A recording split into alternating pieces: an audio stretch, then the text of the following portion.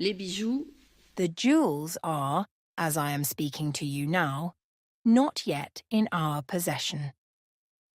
I want to hold on to hope that they will be recovered and can be returned to the Louvre Museum and, more broadly, to the nation. These jewels are now, of course, unsellable. Just to reiterate, as if it were necessary, anyone who buys them would themselves be guilty of receiving stolen goods. There is still time to return them. On the evening of Saturday, October 25th, 2 men were apprehended. One was arrested at 8 p.m. at Roissy Charles de Gaulle Airport as he was preparing to travel to Algeria without a return ticket for France. The second suspect was arrested at 8:40 p.m. near his home. There is no evidence to confirm that he was planning to leave the country, contrary to what some media outlets have reported. These 2 men are suspected of being the ones who entered the Apollo gallery to steal the jewels. The first, aged 34, is of Algerian nationality. He has lived in France since 2010, specifically in Aubervilliers.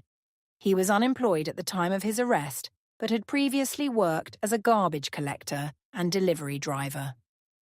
Already known to police and judicial authorities, mainly for traffic-related offences, he has also been convicted of 1 count of theft. He was identified thanks to DNA traces found on one of the scooters used by the perpetrators.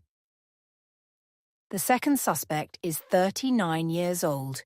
He lives in Aubervilliers, where he was born. He claims to work illegally as a taxi driver, but he has also worked as a delivery driver.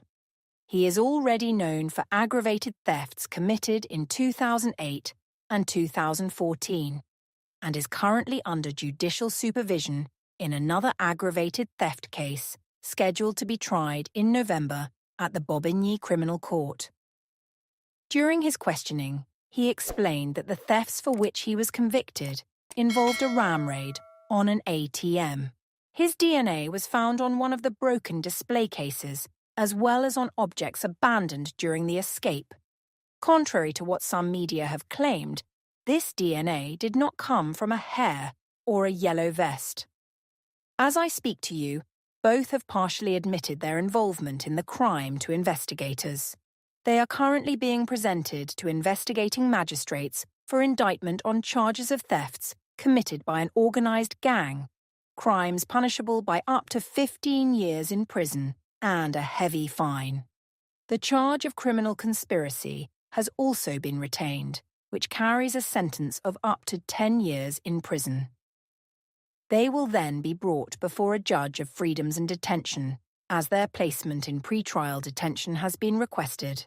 Later, they will be questioned again by the investigating magistrates and are free to change their statements.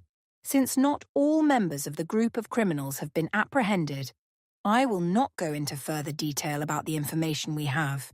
The case file is now accessible to the lawyers of the individuals presented, but the investigation remains confidential with respect to those still being sought. Through the surveillance and protection system, we have definitively identified the possibility of 4 perpetrators being involved.